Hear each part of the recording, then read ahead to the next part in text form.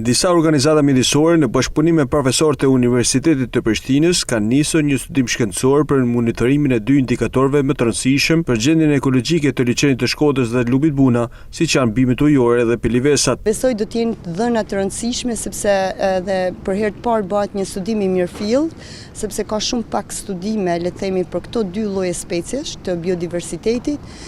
dhe besoj do vlen edhe përdosje në UNESCO të liçenit Shkodrës dhe Lumit Buna. Projekti i cili ka nisur që nga vjeshta kaluar është i shtrirë në disa faza. Do shtrihet në 3 faza monitorimi, pra në vjeshtën e kaluar të vitit 2025, si vjet do kemi 2 monitorime në pranverë dhe në vjeshtë. Një event i madh që do jetë së shpejti do jetë dhe pjesëmarrja e biologëve, pikërisht për të qenë pjesë e monitorimit të sezonit pranveror nga gjithë Ballkani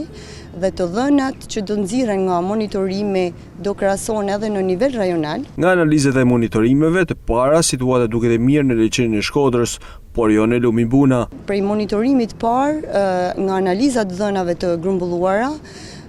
situata është e mirë, sidomos në liçenin e Shkodrës, por më pak e mirë, le të themi, në Lumin Buna për shkak të ndotjes, qoftë nga ujërat e zeza që shkarkohen në Lumin Buna, apo dhe ndotjet që sjallen Lumi Kir dhe Lumi Drin dhe përcillen në Lumin Buna dhe ndosin edhe detin Adriatik. Me përfundimin e këtij studimi shkencor, pritet të bëhet edhe një analizë për gjendjen ekologjike të liçenit dhe Lumit Buna.